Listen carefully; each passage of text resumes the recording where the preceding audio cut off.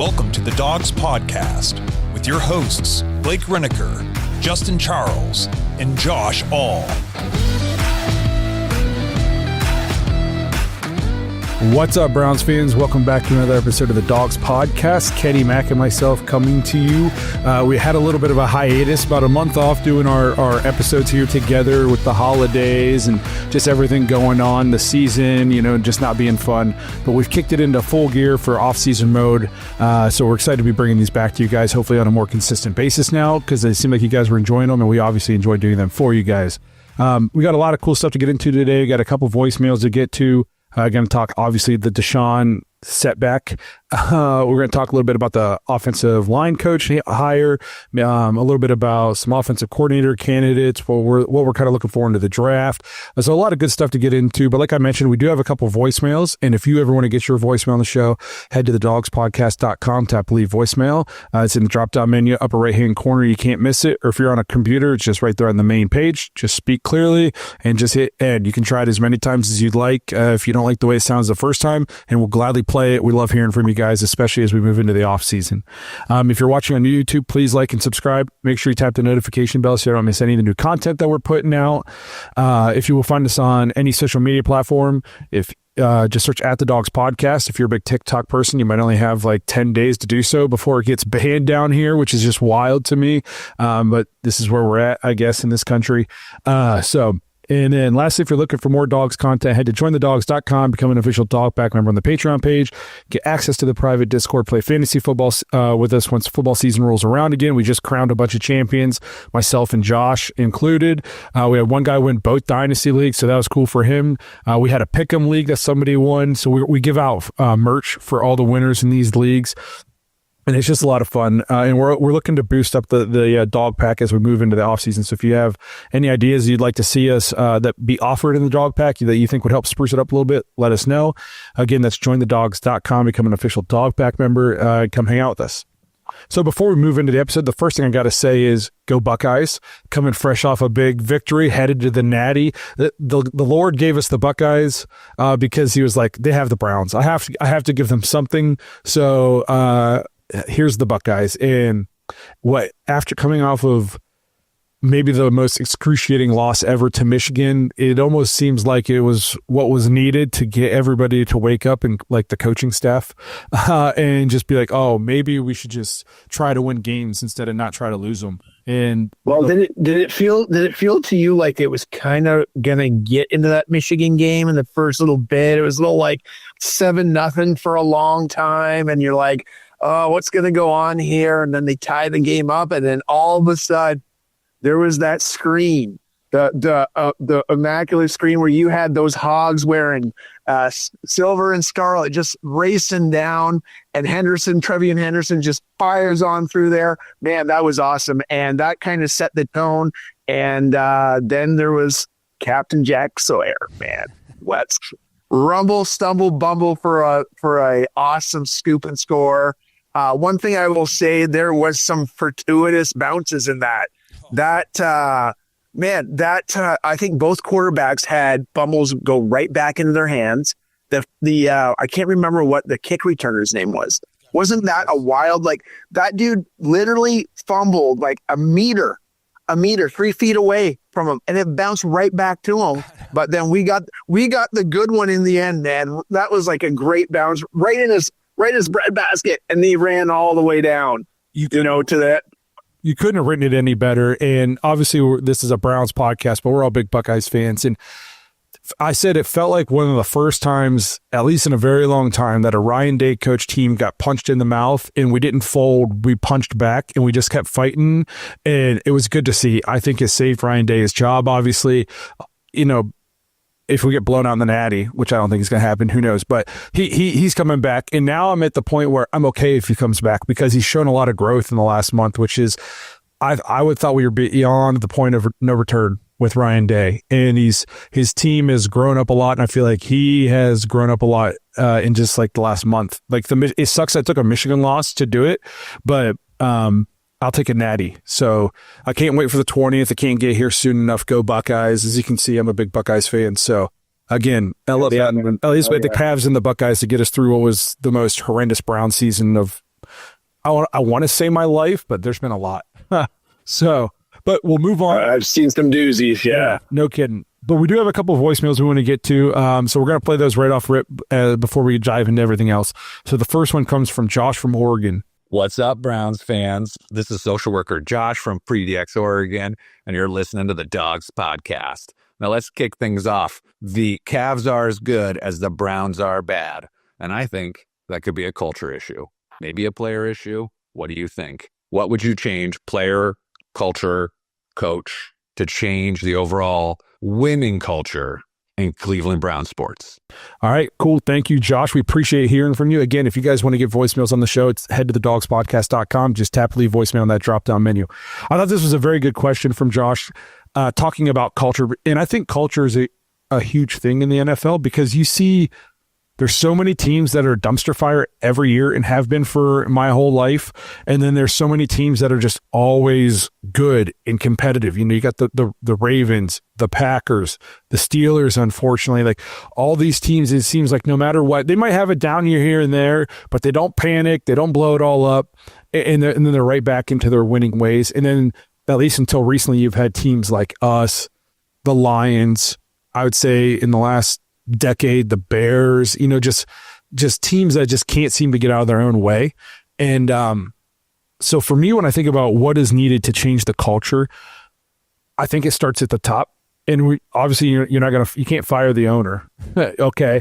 So, but I think if you want to change the culture in the building, Jimmy has to learn from his mistakes. And I think he's learned from a lot. And there's clearly a lot of speculation that he had a lot to do with the Deshaun Watson situation, which seems like it set us back because it appeared that we were moving forward and the culture had really started to turn over with guys like Jarvis and Baker and guys like that in the locker room. But I think if the one thing I want to see change to help improve the culture, and I think we already have done it this season, was we just had a year in which we expected to be good. It went off the rails and we won 3 games and we have the number 2 pick in the draft and we're not blowing it up. Okay. We didn't fire everybody. We're not tearing it to the studs. We're not going back we're going, okay, we had a plan and it didn't work. Let's take a step back. Let's reevaluate. Let's see where it went wrong and then fix the issue. But I think I got a good core in here that we can get this done. And I feel like even in business, sometimes you try things, they don't work. And then you learn from your mistakes and then but you don't just fire everybody. If a company rolls out a new marketing scheme and it doesn't work, you don't just fire every single person that works in the company. You figure it out. Okay. So I like that we're bringing back AB and Stefanski and we're going to tweak it and make changes. Now, if we come out and it's a dumpster fire again, then maybe you got to do something. But to me, it was a huge step forward that we had a really bad, hard, rough season on everybody and we're not blowing it all up. We're not one of these dumpster fire teams that are letting their coaches talk to the media on Black Monday and then firing them on Tuesday after they said they still have a job. You know, we don't look that bad. Like we're sticking with it. We're sticking with the guys in the building. And I think you give guys a chance to succeed and learn. Nobody ever gets better. Look at all the guys the Browns have fired that are still high-level guys in the NFL now, and they're good. Sashi Brown, you know, like he works for the Ravens and all these guys. So I think it's good on Jimmy that he's giving guys a chance to course correct and figure it out and put a plan together and that kind of thing. Yeah, I mean, the biggest thing that you do, social worker Josh, he wanted to know players for culture, players, coaches, or maybe even higher. I mean, I agree with you. Starts with ownership. They have a vision. I guess our vision really is to give chances and be the most analytically driven club, right? So do they trust the people in charge? And you hit the nail on the head. Yes, they do. Are the owners interfering if they don't? I think Stefanski wanted Deshaun. I think the owner interfered just saying, hey man, throw that money, make it real, make it everything. You know what I mean? So maybe he needed to step back on that. Again, maybe they learned from those mistakes. GM drives in the talent, right? And then the coach is coach. So the coach takes the vision and brings it to the players.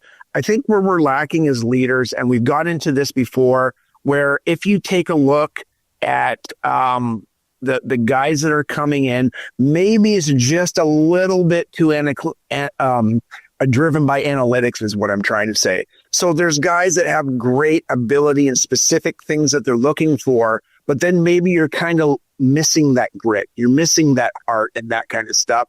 And maybe that's why you're seeing things kind of fall apart, or you're not recognizing players that have a certain tendencies to not drive themselves or move themselves forward in football. Like Josh was explaining me seeing myself in the mirror. I don't know if you watched that episode where Deshaun Watson just doesn't get how his image is looking right now. You know, we get players in like Jed Wills who've just dropped off a cliff and they don't seem motivated for football for whatever reason. And there's a part when you make, and you may have done this when you were in sales, Blake, when they try to explain you how to form a team. You're forming, you're storming, you're norming, and you're performing. And then the hardest part is termination, right? We're at the termination part where we kind of formed, we stormed, and now the norming was happening with Flacco, and it was a real small thing. And now it's like, well, we got this course, are we going to end it all, right? So, I mean, at the end of the day, if the coach understands that stuff, then we got to get some new players in. But the players set the culture, the buy-in, and then that comes from the coach, and you can see it with the Lions. That guy literally came in, he said, hey, we're going to bite kneecaps. We're going to be the toughest team. And like he said his whole bit, and we kind of laughed. And, you know, they drafted a running back. We laughed at them. They drafted a linebacker with their first 2 picks like 3 years ago. And we're like, what are these guys doing? Well, guess what? Maybe they saw that this too high safety was going to be a thing. And now look at the Lions. No one's laughing. They possibly could win the Super Bowl. So hopefully we find our Jarvis Landrys. Hopefully we find our Kareem Hunts, you know, and that we can move this forward with everything that we need to do to make this team a team this year. Well said. Again, thank you, Josh. We appreciate it. I thought that was a really good way to open the show. As we head into the offseason, culture, you know, kind of starts now when you're talking about players you want to bring in, coaches, that kind of thing. Voicemail. Yeah. We got another voicemail here. Dog Pack member, show contributor, DF. So let's go ahead and hear from DF. What is up, guys? This is Derek Frisbee. What a horrible season it was. 3 wins, and we're back. We are back. Who would have thought we would have the number 2 pick in the NFL draft? Oh, it is insane. But Browns hired a new offensive line coach today, Mike Bloomgren. I think it's a good move. I think he's a really good fit, has head coaching experience, offensive coordinator experience, special teams, offensive line, worked under Callahan for a while. I think it's a good move. But what I want to talk about for a second, this number 2 pick. I'm of the opinion that we absolutely have to draft a quarterback. And I know it's unfortunate given that this year there's a lot of uncertainty at quarterback. But I don't know about you guys. I like Cam Ward a lot. I like Shedeur Sanders a lot. I don't know if it would work with Shedeur Sanders in particular, but I am of the opinion that the Browns have to go quarterback. Deshaun Watson is obviously done here in Cleveland. The only way that you can get butts back in seats and get this fan base believing again is a rookie quarterback, in my opinion. What do you guys think? DF, I couldn't agree more. We're back. Number 2 pick in the draft. Feels like home. Feels like we never left. I know. I agree with DF in that when we initially fired Dorsey right after the season, I think I said on here that I think that's going to take quarterback off the board for the Browns because I feel like they're going to just go with the veteran route. That being said, everything I'm hearing is telling me that the Browns are going to go with quarterback, and I'm at the point where I agree. I think we have to go quarterback, and I know some people are saying they don't know if they're good enough to be a top 1 or 2 pick, and the way I look at this is you just keep picking one until you hit on one. You have to hit on one eventually.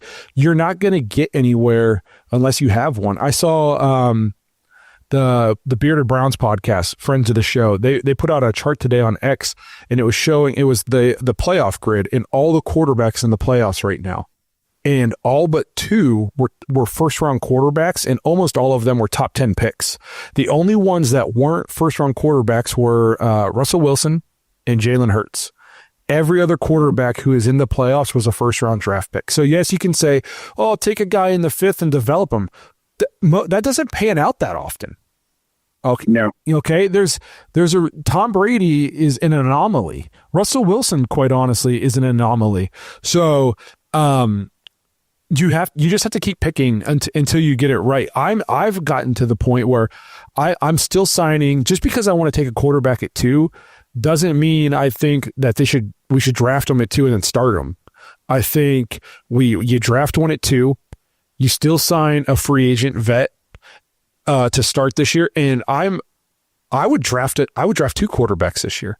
I would take, Cam or Shador or whatever at 2, and you get to the 4th or the 5th, and Will Howard's there, or Riley Leonard, or Dart, the guy out of Ole Miss, if he's, depending where he's at, take 2. You can't take enough because it's the single most important position, and you got to get it right. So give yourself as many opportunities to figure it out as you can. I would take one in the 1st. I'd take one in the middle rounds. I'd still sign a free agent, and just give yourself a chance. One of them's got to hit, eventually. Go Kirk Cousins, Robert Griffin route, because I know a lot of people are, including Josh has been banging the drum a lot for Abdul Carter out of Penn State, which we're going to talk about the draft a little bit, but I just don't. That doesn't, to me, it doesn't move the needle in the draft. Yeah. I'm a little different. Like what I'm hearing or what I'm understanding, I get what everybody wants. They want Shador Sanders, or they want Cam Ward. I'm kind of like measuring them between last year's draft and what might come out this year, and I don't know if their grades are necessarily blown up more than they should be just because they're the only 2 quarterbacks. I'm going with Fields. I'm going with Huntley, and I'm going with Dobbs. I'm trading down. I'm going to get a pick for next year, and I'm going to draft Genty. I'm going to fix the offensive line just through the free agency. I'm going to get I forget what his name. I had it pulled up, but I had my computer issues. He's the left tackle for the Rams. It's Note Bloom, I believe. Okay. I'm going to get him. He's a scrappy. I'm going to put him. He's a veteran. He runs McVay's offense. Can't be that much different than Stefanski's. And that's what I'm doing to fix it up. Because what I'm hearing, we want to get back to old school Stefanski. Well, the old school Stefanski had Baker. I get that. But they also had Nick Chubb. Our running back room has nobody right now. And if Ford's watching this, I'm not calling you a nobody, but you're not on the same level as Nick Chubb. And I think a lot of people would agree with me on that. And so I want Genty. I want that generational talent. And I'm running the ball. I'm committing to AFC North football, and I'm taking a look at Fields that's not getting played this year, who had a better record and looked as if he played better than Russell Wilson. He's got to be licking his chops saying, man, oh man, I want to get on the field. And I know he's saying the right things like, hey, I want to be a Steeler. I want to be this, but that's going to drive his salary up, and someone's going to pay him, and it might not be the Steelers. So let's get him, let's develop him, and let's see what happens next year. If I'm trading down from 2 to 9, though, and I get Genty, I'm probably getting another first-round pick next year. So I'm just going to take those 2 picks next year, first round, and I'm going to try and get something if it don't work this year. And that's the way I'm rolling. This episode is brought to you by Bodden Sports. Browns fans, Bodden Sports is your one-stop shop for all your athletic gear. Bodden started out perfecting and manufacturing the best balls in the business. Yeah, if that sounded dirty, that's more about your mind than my words. But hey, it's true. Baseballs, softballs, footballs, basketballs, volleyballs, soccer balls, you name it, and Bodden has engineered the highest standard sports balls available. And now they offer more than just sports balls. If you got kids playing baseball or softball, Bodden has batting gloves and bats to go along with both game balls and training balls. If you're into basketball, Bodden makes basketball specifically for indoor or outdoor use. Heck, Bodden even has all the equipment you need for pickleball, which is one sport that I hear everyone is playing, and yet I still never have. And I need to fix that soon. But don't miss the backyard game section of Bodden's website, where you can order everything you need for this upcoming outdoor season. pool balls, backyard volleyball nets, croquet, bocce, horseshoes, cornhole, and more. Right now, you can get 10% off your entire order at Baden Sports, BADEN sports.com/dogs, DAWGS, and use promo code DOGS when you check out. That's 10% off all the top quality sporting gear you need this season. BadenSports.com/dogs.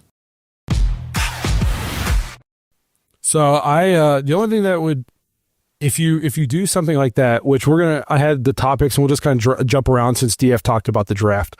If you trade down, people are like, you could be competitive again this year, but if you say you bring in a Kirk Cousins and you are competitive, this might sound terrible. You risk, and if you don't take a quarterback while you're here at 2, you risk being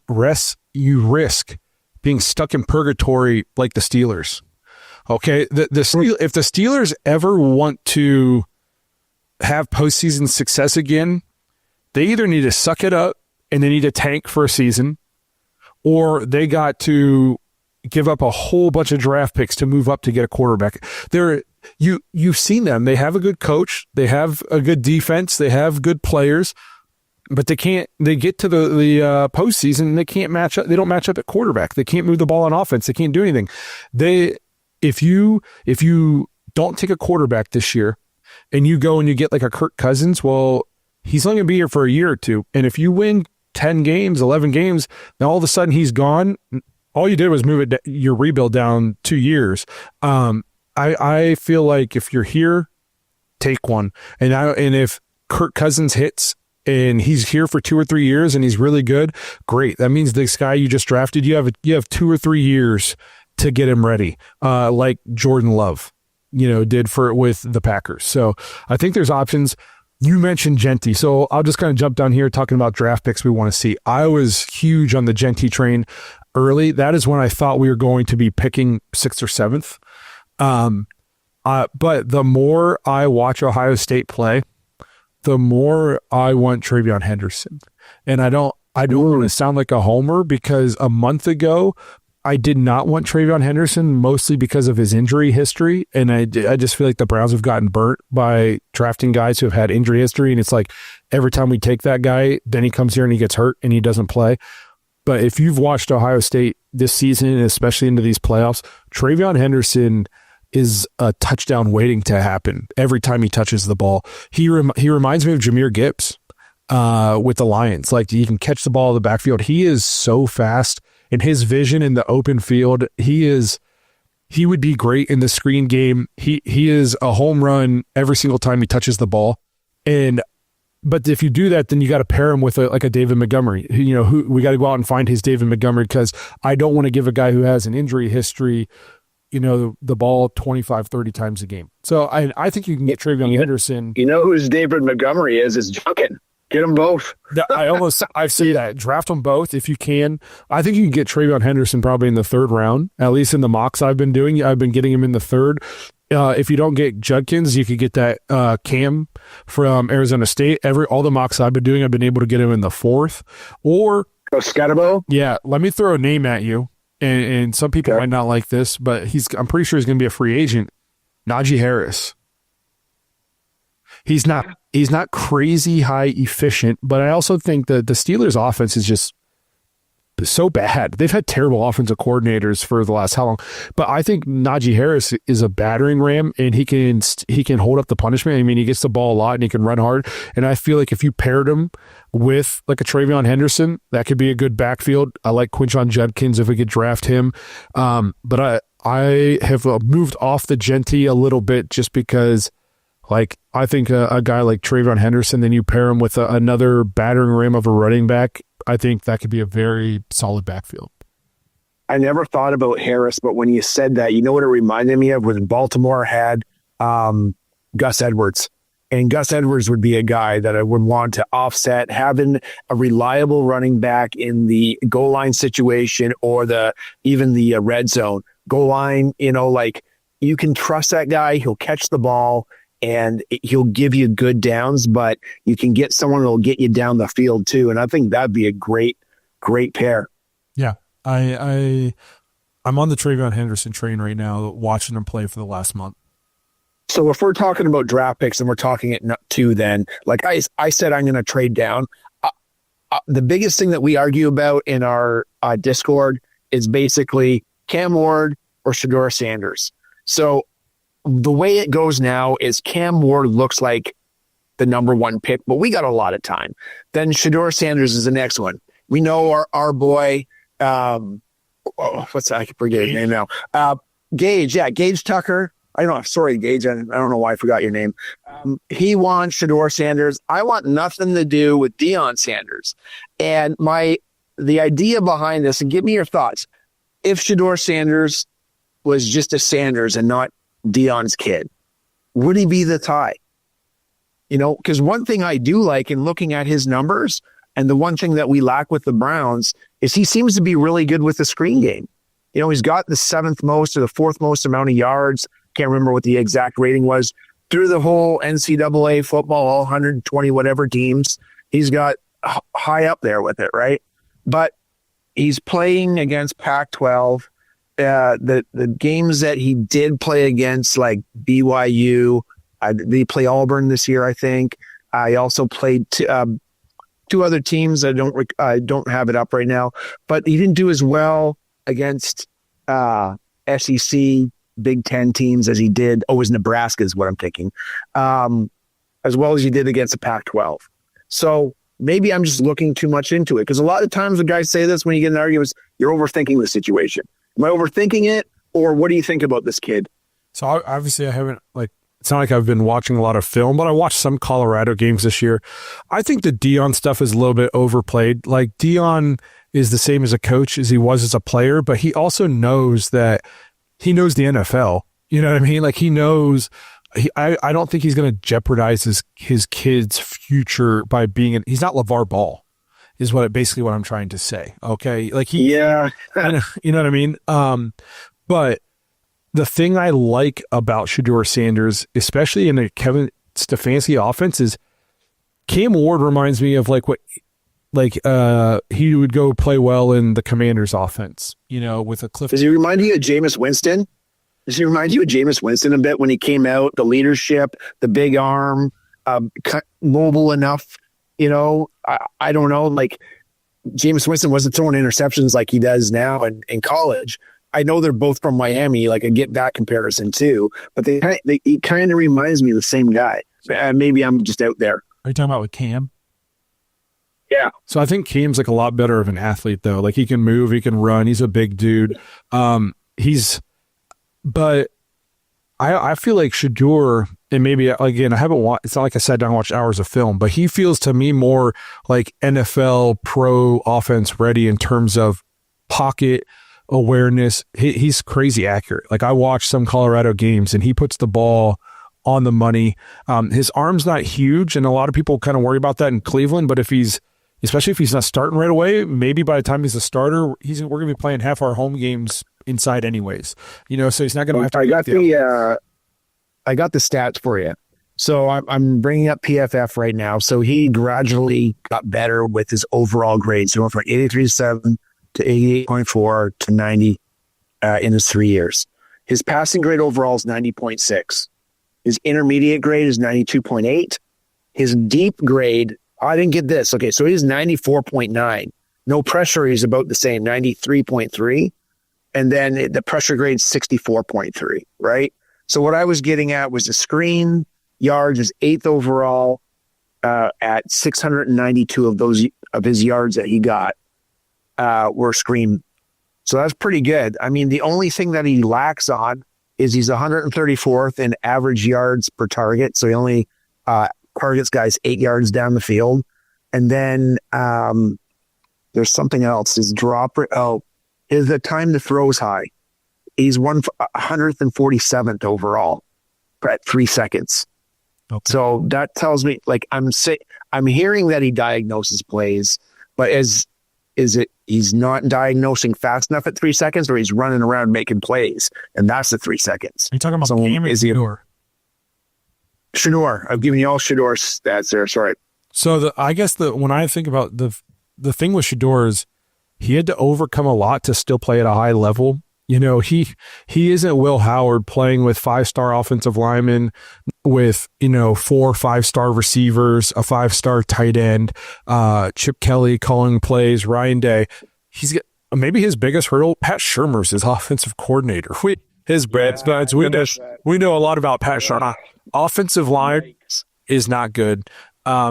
Zero running game in Colorado. So it was literally him and Travis Hunter, and they still went out there and they were able to put up numbers, and he was able to play at a high level. So I kind of like that he wasn't surrounded by nothing but 5 stars. He wasn't playing behind an Alabama offensive line. He didn't have, a Derrick Henry to turn around and hand the ball off to.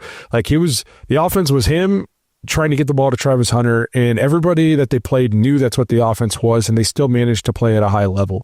So that's kind of what I like. That's what I like about Shedeur. Again, I haven't done hours of film breakdown or anything like that. This is just off the cuff stuff from the little bit I watched him. I think he could fit a Kevin Stefanski offense. Who would fit better in your opinion then? Would it be Ward or would it be Sanders?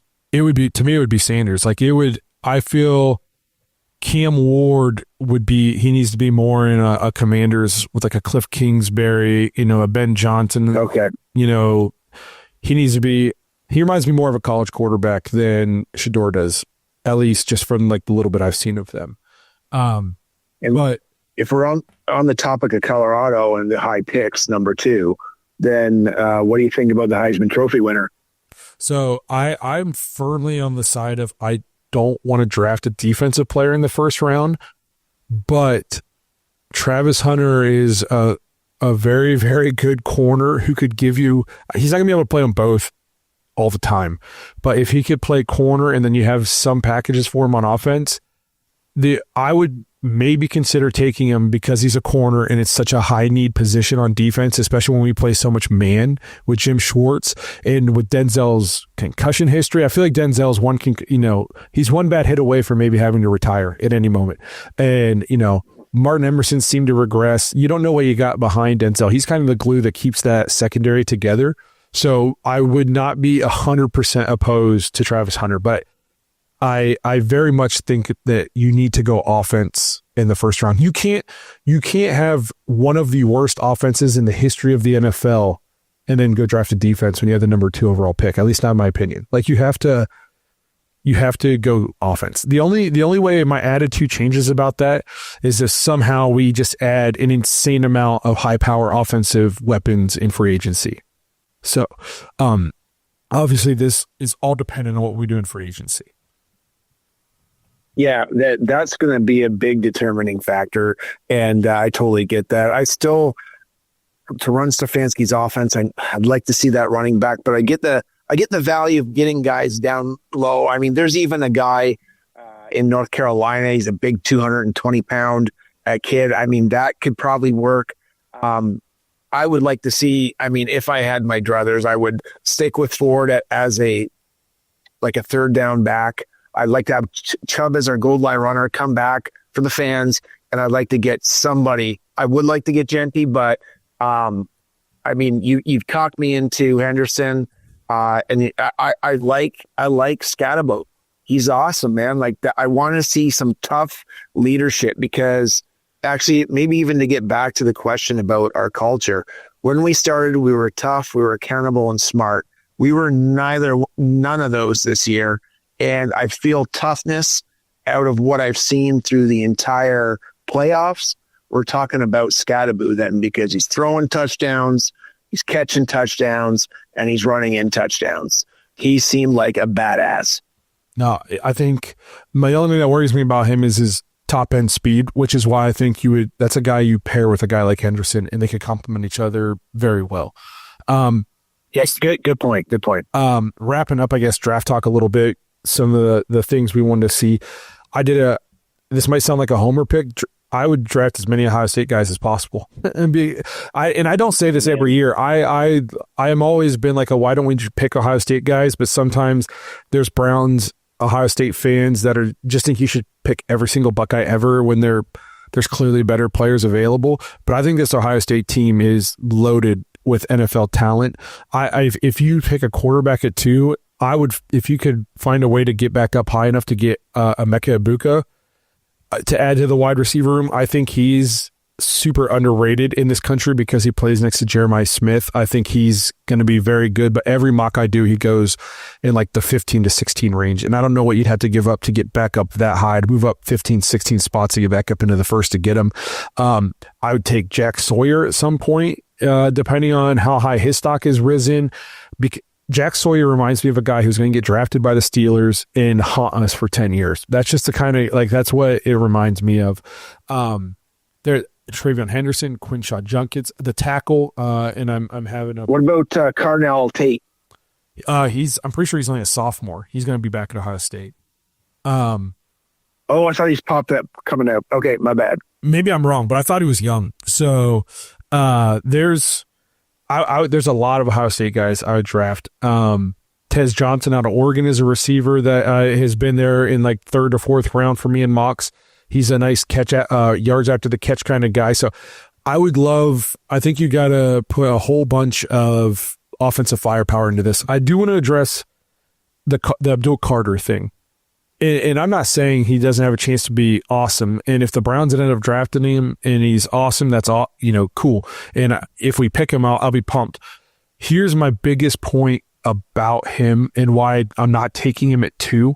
And it's the same point I've made about Miles before. Miles is a top, player in this league, and we drafted him at number 1 overall, and he's been amazing. He's going to be a first ballot Hall of Famer. But it doesn't lead to wins for the Browns. And drafting Abdul Carter, even it doesn't lead to wins. People talked about that Penn State Notre Dame game, and they're like, look how much of an effect he's having on this game. You got to draft him. Look how good this guy is.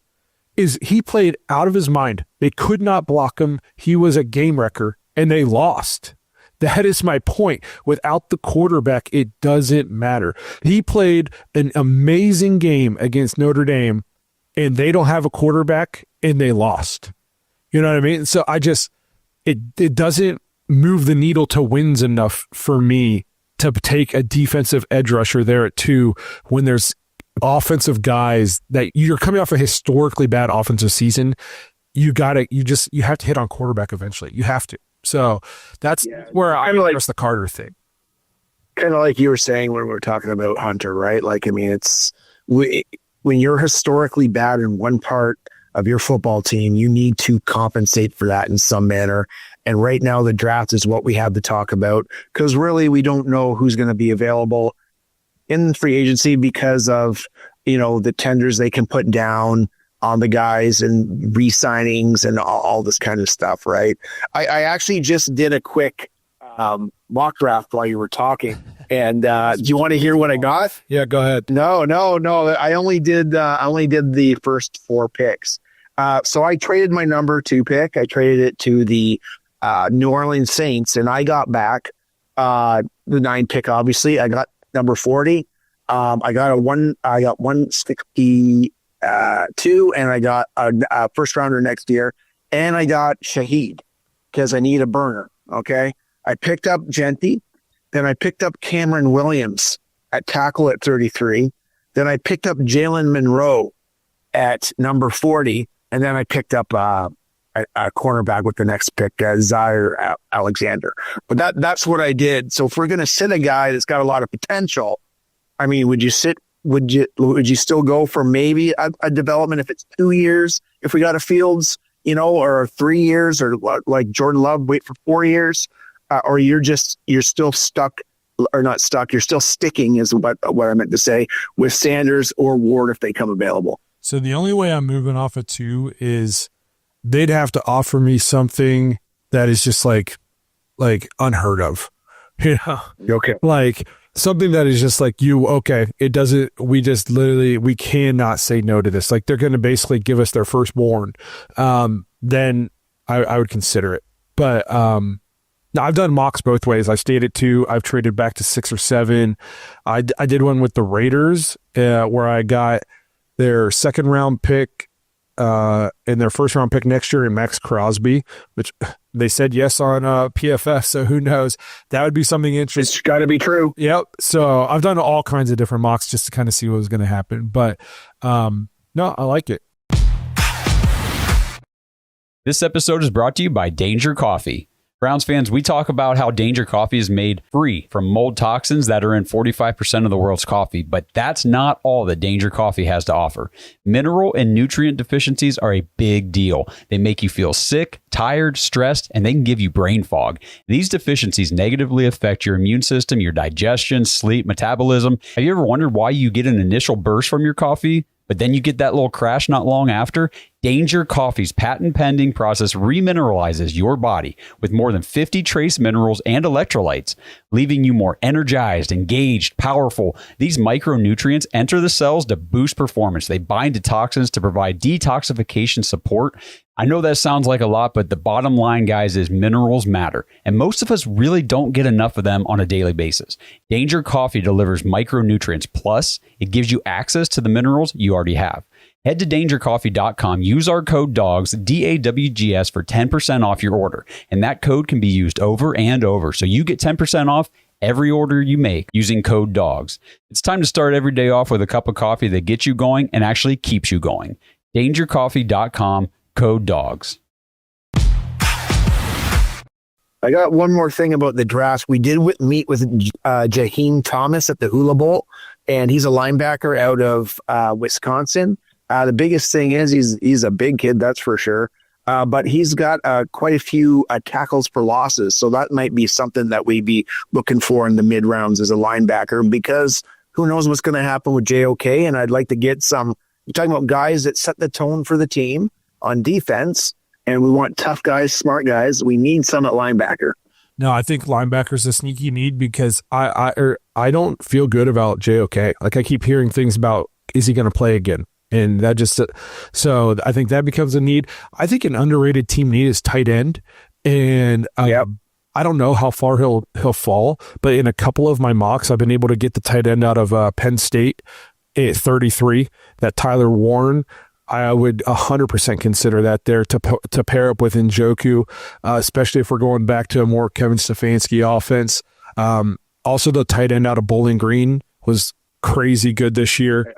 I've seen that, yeah. So I think tight end's a sneaky need for the Browns also, because outside of Njoku, that cupboard's bare. There's nothing there.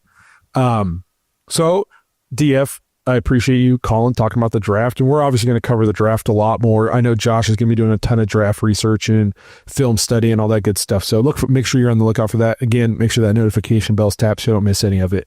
So the next big topic of this week, and it started with a setback, and then it turned into he completely re-ruptured his Achilles and had surgery again.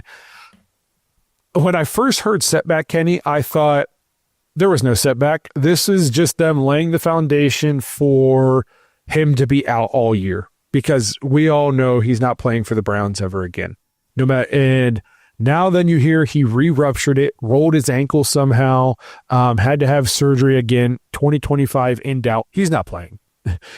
No, there's no way. Honestly, I think his career's done. He's not gonna play for the Browns anymore. And after we cut him, no team is gonna sign him. But I think there's a chance, depending on what they can find, and it'll be tough to prove, they might get his guarantee back. I'm hearing things like you're supposed to be in a walking boot for 3 months after this surgery. How on earth do you blow your Achilles tendon coming out of Achilles tendon surgery when you have a boot on? Like, the reports are coming out that he rolled it in Miami. How do you roll anything with a boot? Like, I don't know if you've ever worn one before. Like, I've had one. I've had something not for my foot, had something for my knee. You can't move. No, I've been in a walking boot before. You can't move. There's no rolling your ankle in a walking boot. I think Josh would put that picture on with him and his girlfriend. They're dancing and they're in Europe somewhere. Didn't look like no boot was on there. No, I saw that video was taken like 60 some days after his surgery, and you're supposed to be in a walking boot for 3 months, at least 90 days. I've heard if he re-tore outside of team rehab, they could get the guarantee back, which even if he didn't, like the social media thing, this is the first time I've done episodes, you just have to have some kind of awareness. Like, you know what I mean? Like, yeah. It's just, I'm not saying he can't go on vacation with his girlfriend. I'm not saying he can't do fun things with her, but maybe let her post it to her Instagram account. Don't post it on yours. I mean, just like have some kind of idea of what the optics are, what this looks like. You're out here doing dances as your team is finishing up an atrocious season. You just had surgery, yet I don't see any boots on. You're walking around, and I mean, it's not like he's running sprints or anything like that, but just the optic, like have some kind of self-awareness. It's like he's oblivious to the fact that it looks bad. Either that or he just doesn't care. Dude, I'm going to call out one of my ex-coworkers and she'll laugh at me because I almost fired her for it. But she called in sick for work and she posted that 12 o'clock bottle run at the bar the day she called in sick. And I was like, I wasn't too happy about that. We were trying to hit some goals there. So, but yeah, you got to know where you are, what you're doing. And he clearly does not. It seems like he doesn't even care. And I don't even know if he cares about football anymore. He's just happy to be with his girlfriend, I guess. Yeah, I mean, it's just, that's bad luck. And then even if he does, we don't get the money back that way. Say he rolled it in a legitimate way, doing rehab or whatever, which you would think his physical therapist isn't going to put him in a position to roll his ankle. But again, I wasn't with him, so I don't know. But the Browns. Hey man, I texted Josh the exact same thing. I said either a doctor's getting sued or the Browns are getting money back because this doesn't happen. Yeah. You know what I mean? And the first thing I thought of was Kellen Winslow Jr. Hey, I got a bad knee and maybe I should go ride a motorcycle. Brilliant. So what did this guy do? Was he putting around Miami on some of those scooters or in Key West? You know what I mean? Like, come on, man. I don't care about football. But the Browns at least were smart in this sense that they do have insurance on him, like a lot of teams do. Yep. We talked about this a little bit, but we're going to get some cap relief back from the games he just missed this year. And then when he misses all of 2025, we're going to get, I think, $44 million back for the following year in terms of cap relief. So all of a sudden, I mean, in all honesty, he did the Browns a huge favor because they're going to get, all of a sudden they go from dire cap circumstances or situation to like they're going to have some flexibility moving forward. Mm-hmm. And by adding the void years at the end, I mean, if he's not cut this year, if we can't void his contract this year with the re-injury and cut him now, he's definitely going to be cut the following year. And all of a sudden, the future's not so bleak in terms of money. So, kudos to the insurance on him. I 100% get it. Hopefully they can do something. I don't get the guys complaining what they want him on the sideline. I don't even get the guys complaining about how stupid he is right now. It's working out for us. Just let all the chips fall where they may, and let's get rid of them sooner than later. We'll just clear out that whole quarterback room and restart. Yep, I completely agree. Other big news of the week, we hired an offensive line coach, which this was very quick. Mike Bloomgren, he was the head coach at Rice. I think he was let go mid-season. When I first saw this, I was like, well, I don't know who this guy is, which I'm going to be honest, it's not like I know a whole lot of offensive line coaches. I know Andy Dickerson and Brian Callahan or Bill Callahan. So it's not like I got a lot of information on him. So he started out just with some college career stuff, but the main thing is he's with the Jets. And when his best seasons, they went 9-7, 11-5. He actually worked with a lot of good coaches, mainly Callahan. And I'm thinking this must have been like a hand-picked guy, like Callahan's on the way out, and hey, so you may want to give this guy a shot. But he worked with, and what got him to 11-5 and 9-7, those seasons I mentioned. He worked with Nick Mangold, Alan Faneca, DeBrickashaw Ferguson, Damian Woody, Brandon Moore. But he also worked with the coaches. He worked with Brian Daboll. He worked with Jimmy Ray. He worked with Brian Schottenheimer. And believe it or not, Andy Dickerson was on that team too. Yeah, I mean, like even John DiFilippo, who we've had here.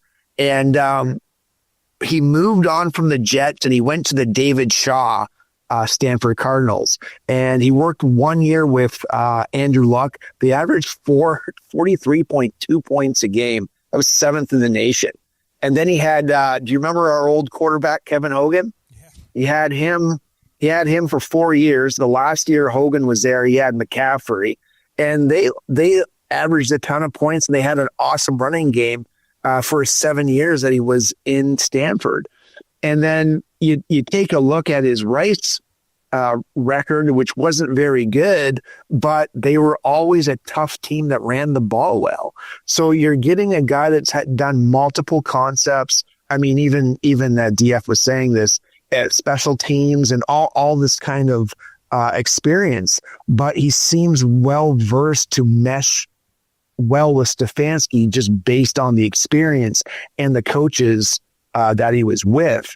And if you want to say a bit more about him, but you know, the other thing I'd want to hear from you, like based on the candidates that we've verified, out of all the candidates all over, what you know now, who would you want as a OC? Well, the first thing I'll say is I think a lot of Browns fans I saw online were kind of crapping on this hire, and I'm like, there's no way you guys even know who this is.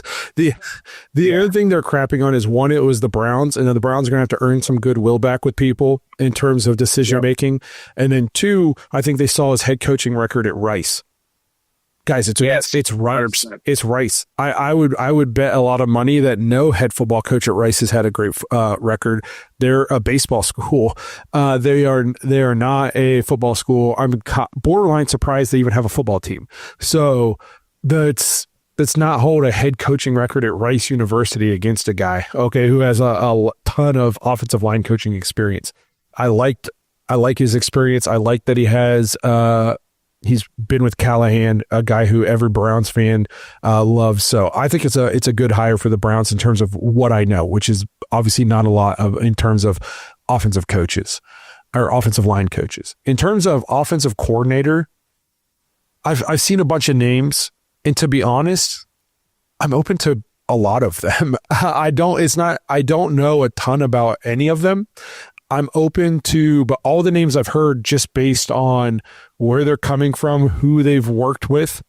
I'm open for guys who work with Sean McVay. I'm open for guys who work with Kyle Shanahan. I'm open for Kubiak, who comes out of the same kind of system as Stefanski. But we got to hit on this hire. And I think so. I'm open to a lot of people. Whenever I hear, whenever they make the hire, as long as it's not Ken Dorsey again, I'm probably going to be okay with it. Yeah, fair point. I mean, realistically, I can tell you the guys that are going to get interviewed or have. So Tommy Rees is the guy that's on the team now, and he's our tight end coach. I believe he was doing some quarterback stuff too. He's been interviewed. He's got pretty good accolades, and I keep hearing from different sources that they think he's going to be a head coach one day. That being said, Darren Bevel is a guy that's a Stefanski principal type guy. He is a passing game coordinator for the Miami Dolphins. And then you're looking at two other coaches where I'm not too sure about. So you're looking at Charles London, who's a quarterback coach for the Seahawks, and then the tight ends coach, Kevin Koger, for the Falcons. Ultimately, I think you're going to have to get someone that's going to take a backseat to play calling. So that would be a feather in the cap for Tommy Rees. Let's get him groomed up and get him going and see what he can do in an RPO game. I guess for me personally, I mean, Shedeur Sanders would fall in this, but I like Justin Fields to get in that if it's Tommy Rees. I also think they're going to lean heavy on Tommy just for draft sake. He was at Notre Dame, so he's going to know pretty much all that's there. And then he did a year after Notre Dame. Before he came to us, he did a year with the Alabama Crimson Tide. So he's going to know a lot about Jalen Milroe, and they might go that way. That's kind of what I'm looking at. That being said, coaches like familiarity, right? So you're going to my gut tells me that it might be one of the Kubiaks. So there's Clay or Clint. And Clint is the guy that's with New Orleans. And I believe Clay is the guy that's with the 49ers, and he's their passing game coordinator. So if that's the case, you're going to probably bring Kirk Cousins instead of guy with those guys. I do have a dark horse, and I'm really stretching on this one, okay? But everybody loves what the Detroit Lions are doing. They like a little bit of the nastiness, but mainly Ben Johnson. And I was thinking of you when I made this pick, okay? And I know you really like Ben Johnson, but I think the chances of getting him as a coordinator, actually, I don't think. I know it's 0%, right? But what if we got Mark Brunell? Mark Brunell is their quarterback coach. And guess who Mark Brunell, offensive line assistant coach, was when he was with the Jets for his last year of his career? It was Mike Bloomgren, I meant to say. And so I was like, maybe they have a connection. Maybe they don't know. Maybe they don't. Maybe I'm just like really out there with thinking about. But I thought, hey, let's bring a little bit of what Ben Johnson does to the Browns, mix it up with Stefanski. Mark Brunell is not ready to call plays just yet. So let's get him ready. You know what I mean? So that's what I'm thinking might happen there. If that's the case, I don't know who you would go with quarterback. I would think just one of the rookies then, and just help develop that rookie along. Funny thing about Mark Brunell, though, I think he's got very similar measurables coming out of the, like he was to what's his name, Sanders, and they're about the same. They're about 6'1", 215 pounds. They're about the same guy, same arm. You know what I mean? So that might be something that you could look for. And then maybe we'd have to find our version of Jared Goff then. Mark Brunell, whoever that might be. lefty though, right? If I remember. Oh yeah, he was a southpaw. You're right. Yeah. I will say this about Clay Kubiak. I think I read somewhere that they're promoting him to offensive coordinator in San Francisco, and I'm guessing that is okay. I'm guessing that is so teams can't hire him as an offensive coordinator to keep him in house. So I would say that probably takes him off the board. But no. So when you're looking at Clint, then you're looking at Clint, and maybe he brings in Carr. So the only thing I'll say about who they need to pick. They need to pick somebody who, if they don't plan on overhauling the roster, then they need to pick somebody who fits the personnel we have. And I don't think they plan on overhauling the roster. So as much as it would be cool to go out there and get some young offensive coordinator who's going to put us in the empty and we're going to go to like a college offense, that doesn't fit the personnel of this team. So they need to go a Kubiak, that kind of thing, in my opinion. So, because we saw what happened when you went and got an offensive coordinator and tried to build just around one person without changing anything else, it was a complete and total failure. So you got to find a coach who's going to run a system that's going to match your current personnel, because the Browns are not overhauling the roster. They got too many guys under contract and too much money tied up in Deshaun and all that stuff. So go hire a guy that fits the personnel you have. So. We'll see what they do, though, and we'll see the kind of moves they make as we move forward in the playoffs. But I think that's pretty much all the topics we wanted to cover today. We're approaching this hour mark, so we'll go ahead and wrap this thing up. We got we got the London game. That's about it. Oh, yeah. I guess I'll just say this real quick about the London game. Give me your thoughts on what them playing in London. I hate it. I don't like when any team has to play in London. I think it's stupid. The only reason I won't go full like rant mode on it is we have multiple guys in our dog pack who live overseas who this is going to be a chance for them to go to the game. So I'm happy for those guys who are going to get to go see a game. But I just think to take a home game away from Browns fans and season ticket holders, to make players go play in a completely different time zone, to make me get up and watch a game at 9 a.m. on a set, like I don't like anything about the international games really at all. Yeah, I'm not the biggest fan. I will shout out the British Bulldog Browns backers. They're out of London. They're at whatever the casino is there, and I forget it now. The Hippodrome, I believe. They'll probably maybe get in the comments on this at some point. But Kelly She's the president there. She's super awesome. True Fan, the travel company. I mean, they're going to get you to London. If you want like a hands-off approach to getting to a game somewhere, they're doing Detroit, Las Vegas, and London. Just let them put it in their hands, and they'll take care of you. But I'm considering going. I'm going to be the big 5-0 this year. That might be my 5-0 journey, other than me trying to, twist your arm into coming with me and hanging out in Vegas this year again. I already floated it, and I was put down rather quickly. Oh, you didn't use the 50-5-0 card? Yeah, I did. She didn't care. Dang. So I am supposed to go to Greece this year, though, and I did tell her if the game is while we're in Greece, maybe we'll just have to take a quick little jump over to London. Well, I'm hearing that the game might be October 5th, is what I heard. If that's a Sunday, I meant to say. I think I'm going middle of September, so maybe we can move that. Maybe I'll reach out to the league, see if they can move it up. I think it's all based on speculation when the other games have happened, and you're just kind of matching up when the previous London games happened. And for whatever reason, that one works based on what you think where the Browns are going to go with what's on the schedule currently, like the teams, that is. Okay. But let us know what you guys think of the international games. I've yet to really meet anybody who likes them. So I'll be curious to see what you guys have to think about that. You gotta kick off a Browns backers event at 9 a.m. in the morning. Like, I can't even serve alcohol at that time here in Canada. So that's but all right, we'll go ahead and wrap this thing up. We appreciate you guys hanging out with us. You suffered through a long and terrible season. It's about to get fun again, speculating draft picks, free agency moves, all that good stuff. Watching Steelers fans cry about being one and done again. So we're at the fun time of the year. So you guys made it through the tough season, and now this is the light at the end of the tunnel. We appreciate you guys being here. Kenny Mack and I are going to be hopefully doing a lot more of these episodes for you guys on a more consistent basis now, as time has allowed us to.